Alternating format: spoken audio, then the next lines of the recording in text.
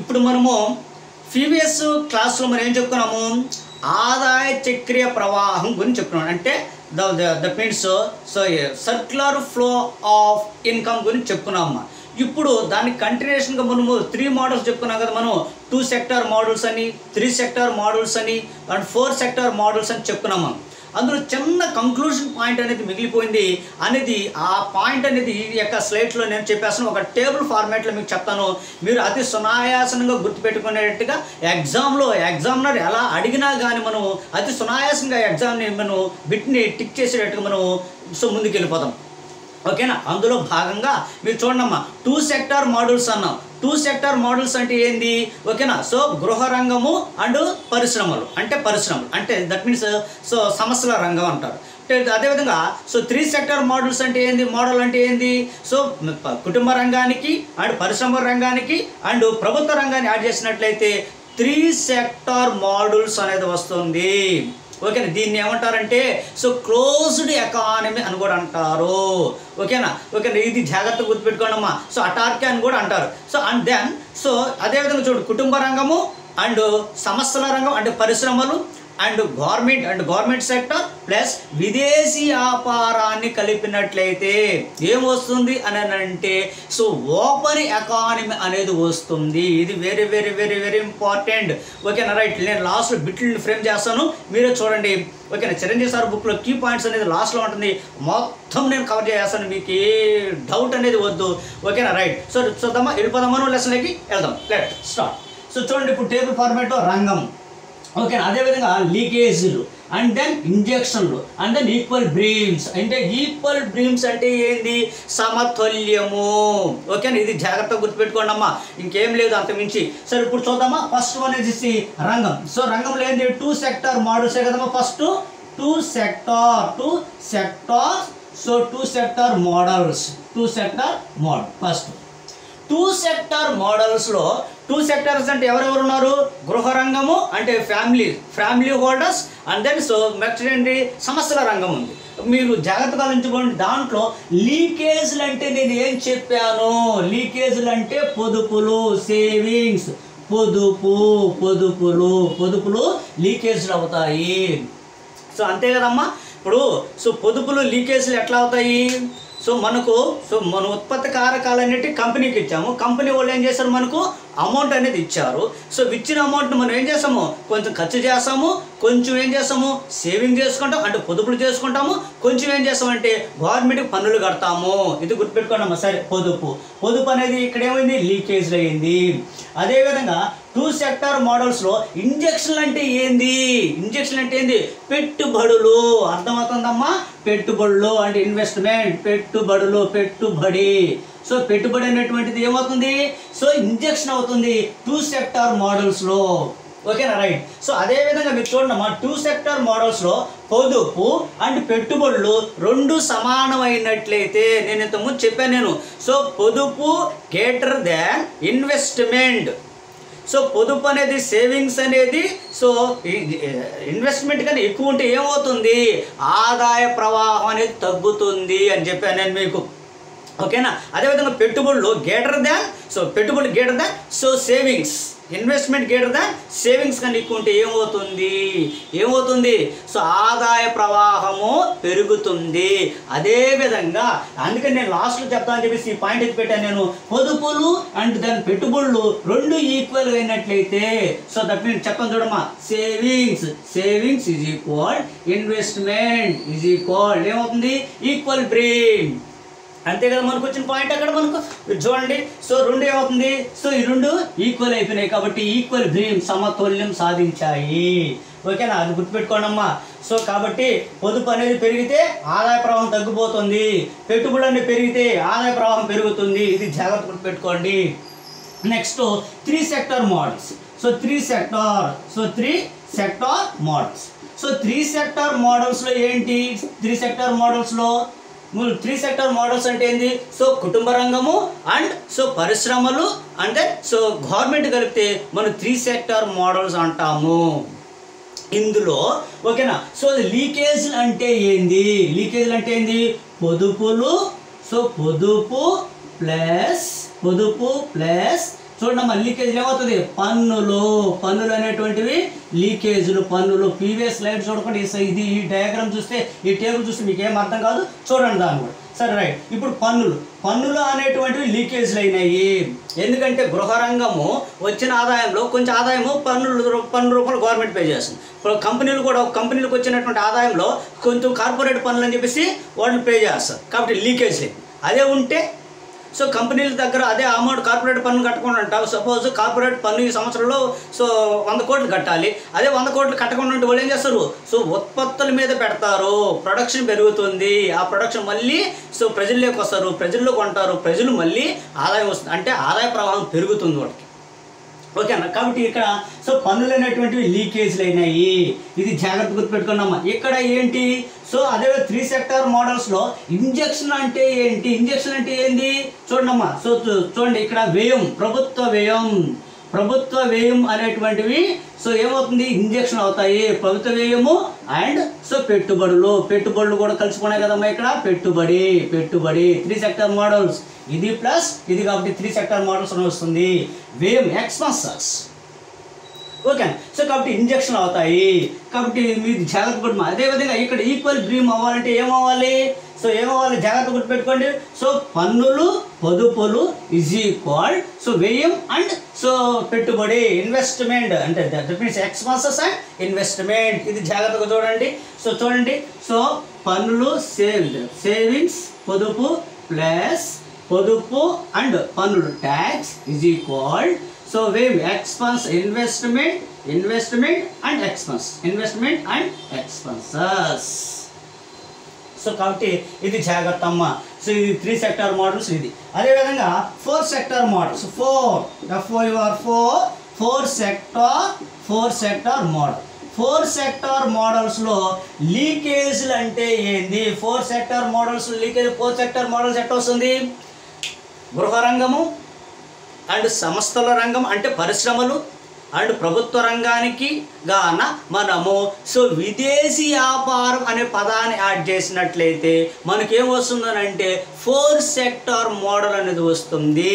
దీనిని ఏమంటారు, open economy అని కూడా అంటారు.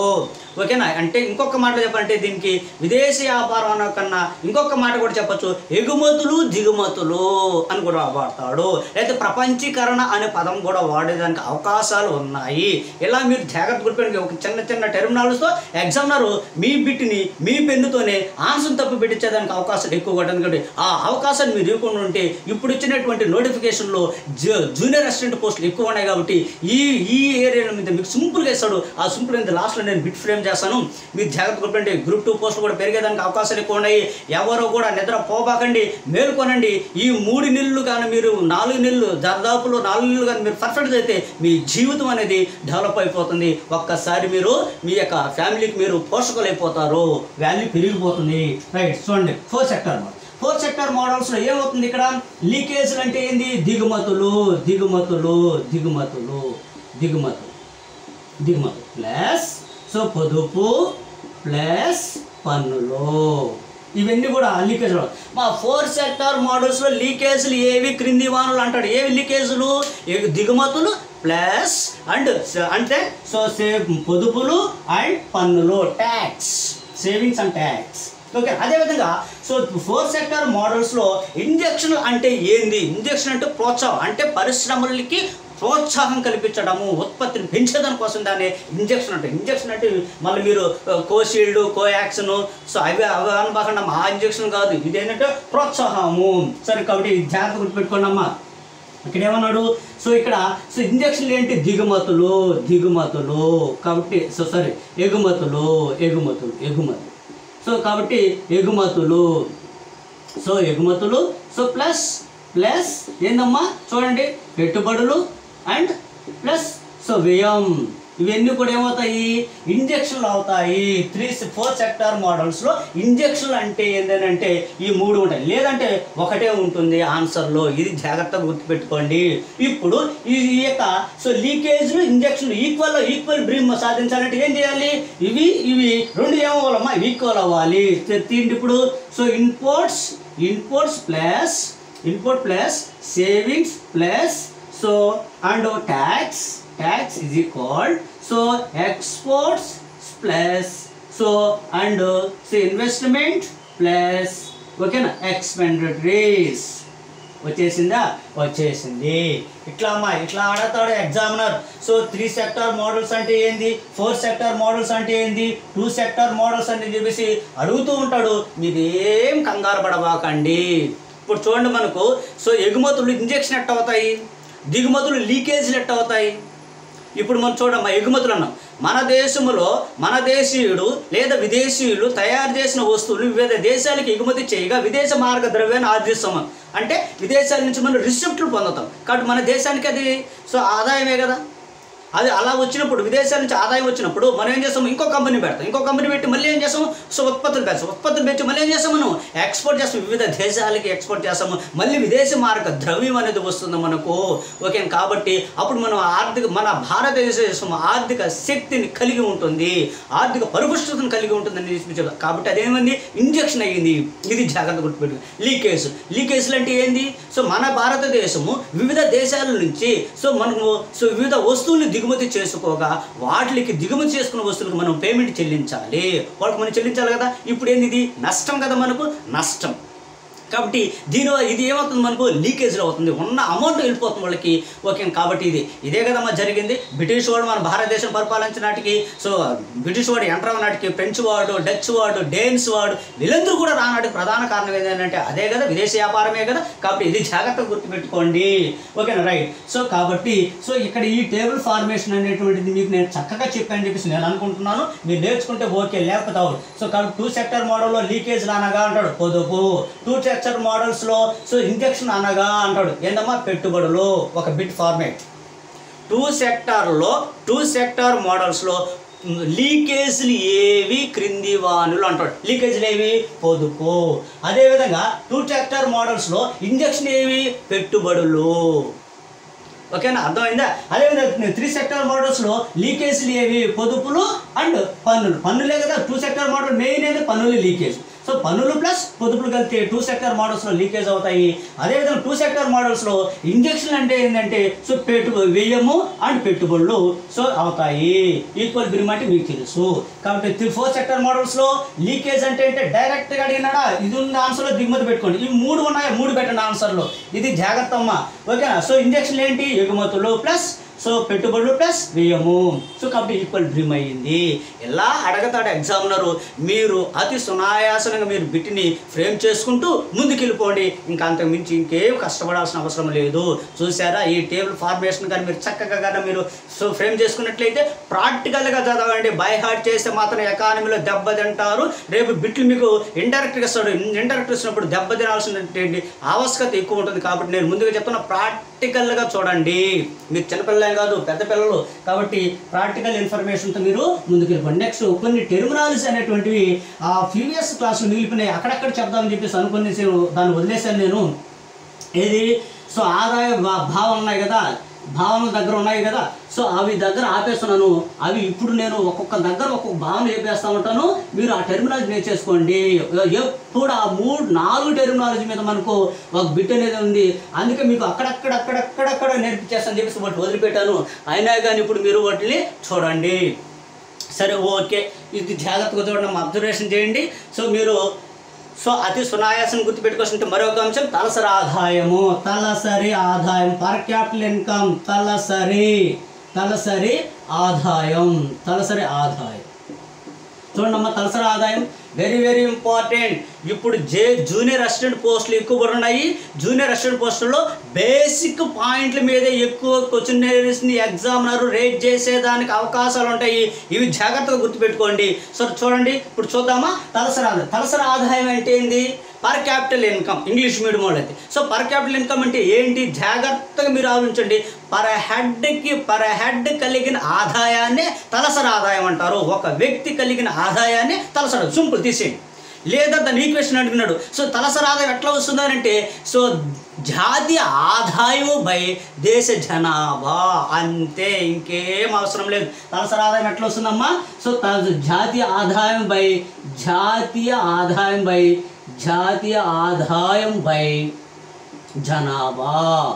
జనాభా, అంతేనమ్మా, అయిపోయింది. ఒకవేళ పర్సంటేజ్ అనుకోండి ఇంటూ 100 వేసుకోండి. సో దీన్నే చూడండి తలసరి ఆదాయం అన్నాం. తలసరి ఆదాయము వాస్తవ ధరల్లో ఎంత ఉంది, తలసరి ఆదాయము సో ప్రస్తుత ధరలు ఎలా ఉంది మనం చూడమ్మా. సో వాస్తవ ధరలకి అదేవిధంగా నామమాత్ర ఆదాయానికి డిఫరెన్స్ ఏంది, మనం తీసుకునే ధరలే కదా. సో వాస్తవ తలసరి ఆదాయం ఎంత లేదా సో ప్రస్తుత తలసరి ఆదాయం ఎంత అన్నాడు అంటే ఏంది, మనం తీసుకునే ధరలు. దీని ఈక్వేషన్ కూడా చెప్పాను నేను. మీరు ఒకవేళ అతను ఎగ్జామ్లో ఏపీపీఎస్సీ ఎగ్జామ్లో మీకు బిట్ ఫామ్ చేసి ఎలాంటి బిట్ ఫామ్ చేసే అవకాశాలు ఉంటాయంటే చూడండి. ఇప్పుడు దాన్ని మనం ఏం చేస్తాము, నామమాత్రం తలసరి ఆదాయం లేదా ప్రస్తుత తలసరి ఆదాయం, ప్రస్తుత తలసరి ఆదాయము, తలసరి ఆదాయం. సో ప్రస్తుతం తలసరి ఆదాయం అన్నాడమ్మా. ఎట్టిస్తాము, ప్రస్తుత ధరల్లో ప్రస్తుత జాతీయ ఆదాయం బై ప్రస్తుత ధరలో జాతీయ ఆదాయం బై జనాభా. ప్రస్తుతము 2020 అండ్ 2021 సంవత్సరంలో అప్డేట్ ఇన్ఫర్మేషన్.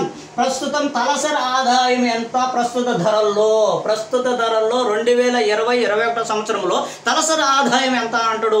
జాగ్రత్తగా గుర్తుపెట్టుకోండి. ప్రస్తుతం మన తల యొక్క ఆదాయము 1,26,000 చూడమ్మా.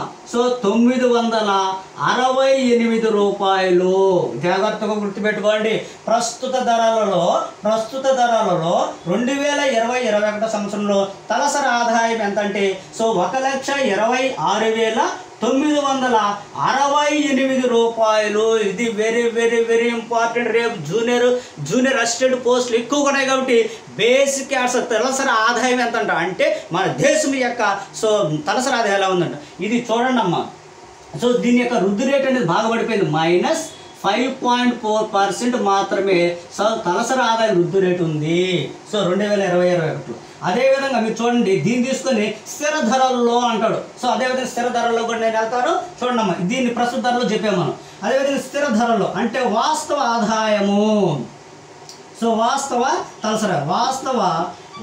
తలసరి ఆదాయం అంటాడమ్మా. వాస్తవ తలసరి ఆదాయం.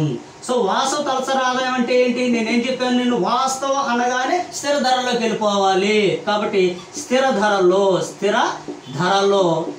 ధరలో జాతీయ ఆదాయము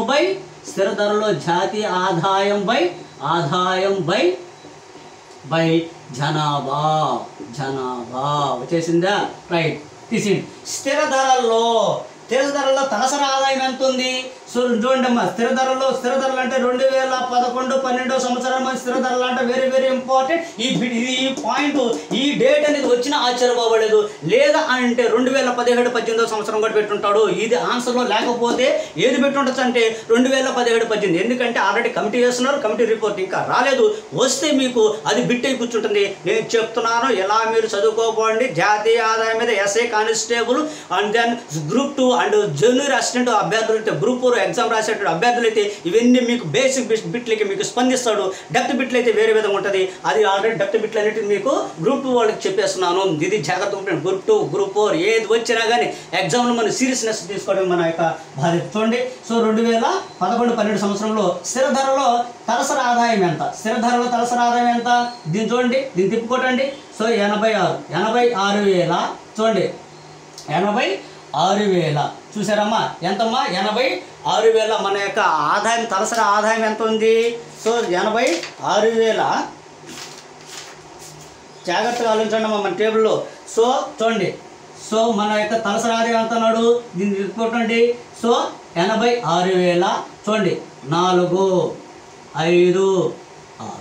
456 రూపాయలు ఉన్నది. స్థిర ధరల్లో మన యొక్క తలసరి ఆదాయం ఎంత ఉందంటే ఎంత ఉందమ్మా.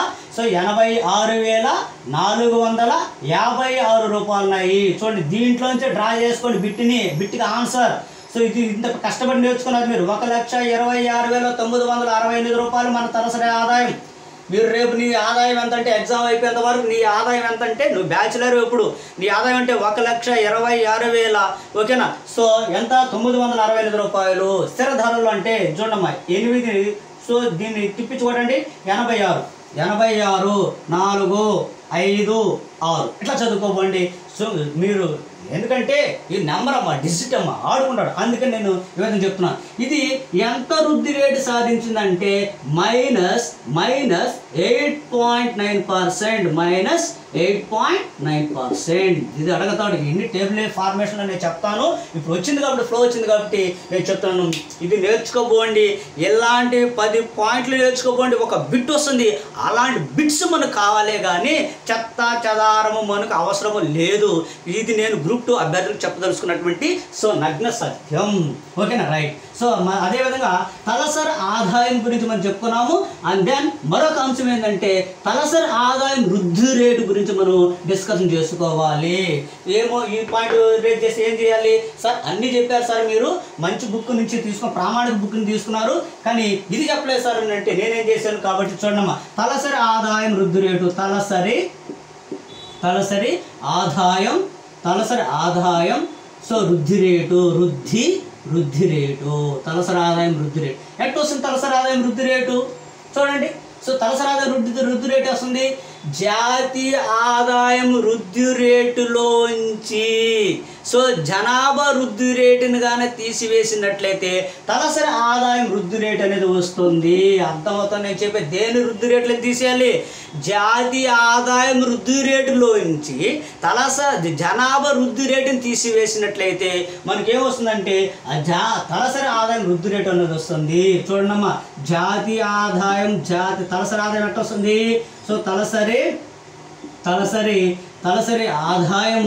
తలసరి ఆదాయం వృద్ధి రేటు. వృద్ధి రేటు ఎలా వస్తుంది? వృద్ధి రేటు చూడండి. ఈజ్ ఈక్వల్ చూడండి ఏంది? జాతీయ ఆదాయం వృద్ధి రేటు మైనస్ జనాభా వృద్ధి రేటు, జనాభా వృద్ధి రేటు తీసేస్తే మనకి ఏమొస్తుంది? వృద్ధి రేటు చూస్తే తీసేస్తే ఏమొస్తుంది మనకు? ఓకేనా, తలసరి ఆదాయం వస్తుంది. జాతీయ ఆదాయము మనకు 10 రూపాయలు అనుకుంటే 10 అనుకుంటే జనాభా వచ్చేసి 5% వృద్ధి రేట్ అయినది. జాతీయ ఆదాయం 10 వృద్ధి రేట్ అయిందంటే జనాభా వృద్ధి రేట్ అంటే ఎంతమ్మా? 5 వచ్చేసి వృద్ధి రేటు 5%. ఇలా మీకు సింపుల్గా తలసరి ఆదాయం వృద్ధి రేటు అనేది మీకు వచ్చేస్తుంది. ఇది మీరు జాగ్రత్తగా గుర్తుపెట్టుకోవాల్సినటువంటి మరొక ముఖ్యమైనటువంటి అంశం. కాబట్టి మరొక టెర్మినాలజీ ఉంది ఇందులో భాగంగా. దాన్ని కూడా మనము పూర్తి చేసేసుకునేస్తే మనకు ఫినిష్ అయిపోతుంది. ఉన్నాయి. అక్కడక్కడ నేను కవర్ చేస్తానని చెప్పేసి అక్కడ వదిలేను నేను, కానీ అప్పుడప్పుడు కవర్ చేస్తాను, ఇప్పుడు కవర్ చేస్తున్నానమ్మా. Okay, right. ఇప్పుడు అదేవిధంగా చూడండి, మీరు జాగ్రత్తగా గుర్తుపెట్టుకున్నట్లయితే బదిలీ చెల్లింపులు మరొక ఏంటంటే టెర్మినాలజీ వెరీ వెరీ ఇంపార్టెంట్ అమ్మా. బదిలీ చెల్లింపులు.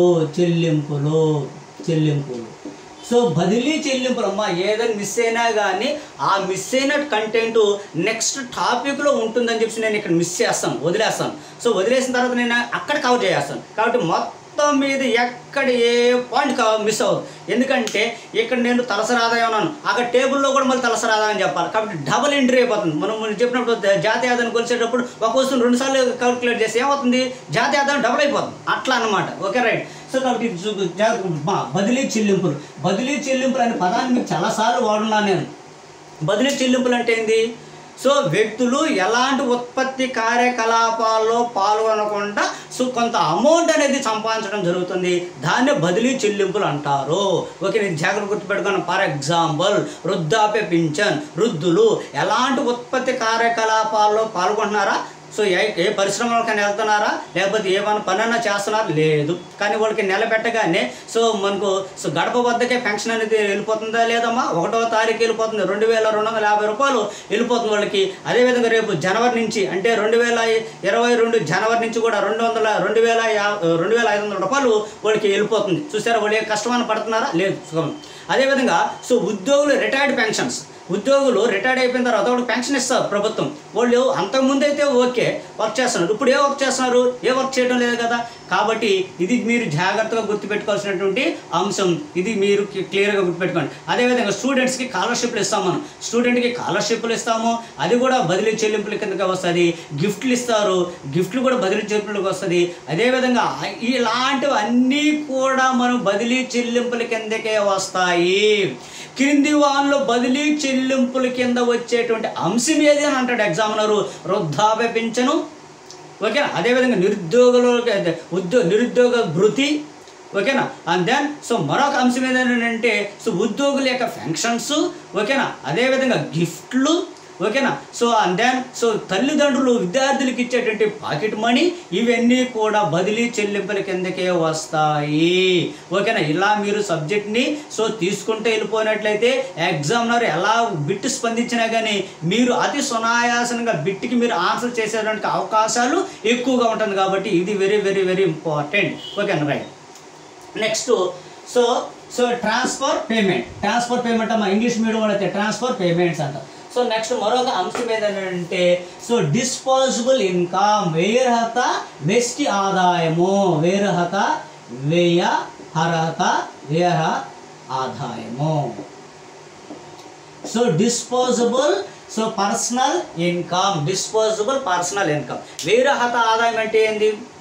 ఒక వ్యక్తికి వచ్చిన ఆదాయంను మొత్తం ఖర్చు చేస్తాడా చేయడు. ఇప్పుడు సపోజ్ నాకు 50,000 రూపాయలు వచ్చిందమ్మా జీతము. సో నేను 50,000 రూపాయలు వేయం చేస్తానా? వేయమంటే ఏంది? ఖర్చు, ఎక్స్పెన్సెస్. ఏం చేస్తాను? Provisionals, so and then bike oil, and then ఇంకొక దానికి మరో ఎక్స్పెన్సెస్ చేయను. ఏం చేయాలి? సో వచ్చిన 50,000 నుంచి పన్నులు కట్టాలి నేను. సో ట్యాక్స్ కట్టాలి, ట్యాక్స్ పే చేయాలి. అదేవిధంగా ప్రభుత్వంకి కొన్ని నేను అప్పుడప్పుడు కొన్ని అంటే మున్సిపాలిటీ వాళ్ళకి చెత్త పన్ను అవి ఇవి కొన్ని సో ఇవ్వాలి, ఇవి చెల్లించాలి. అదేవిధంగా పిఎఫ్లు చెల్లించాలి, పిఎఫ్లు కట్టాలి, ట్యాక్స్ పే చేయాలి. ఇవన్నీ పోగా సో 50,000 నాకు చూడమ్మా, 50,000 నుంచి నాకు ఇవన్నీ పోగా అంటే సపోజ్ ఒక 5,000 రూపాయలు పోయింది. సో మొత్తం మీద ఎంత వచ్చింది నాకు? 45,000. ఈ 45,000 రూపాయలే నేను ఖర్చు చేయాలి, వెయ్యి. అది కాబట్టి దీన్ని ఏమంటారంటే వ్యయరహిత ఆదాయం ఉంటుంది, డిస్పోజబుల్ పర్సనల్ ఇన్కమ్ అంటారమ్మా. కాబట్టి ఇప్పుడు నేను దీన్ని ఎక్వికేషన్ చేస్తాను చూడండి. So disposable personal income is equal so చూడండి ప్రైవేట్ ఆదాయం నుంచి మనం ఏం తీయాలి ఇప్పుడు మనము? సో చూడండి ఏం తీయాలి మనము? ప్రైవేట్ ఆదాయము మైనస్ చూడండి ట్యాక్స్ తీయాలి, మైనస్ పిఎఫ్లు, ఓకేనా. And then government other miscellaneous తీసేస్తే నాకేమవుతుంది? వ్యయరహిత ఆదాయం అనేది వస్తుంది, ఓకేనా. రైట్. సో కాబట్టి మిగిలిన ఆదాయం నుంచి నేను మళ్ళీ ఇంకొకటి చేస్తాను. సో నాకు 45,000 రూపాయలు వచ్చింది కదమ్మా, ఆ 45,000 రూపాయలు 5,000 రూపాయలు పొదుపు కూడా చేస్తాను. ఎందుకంటే 45,000 వచ్చింది కదా, 45,000 రూపాయలు ఖర్చు పెట్టాను, కొంచెం పొదుపు కూడా చేస్తాను నేను. కాబట్టి దీనికి మరొక విధంగా ఏంటంటే సో వ్యయము అండ్ పొదుపుల విధానం అని కూడా అంటారు.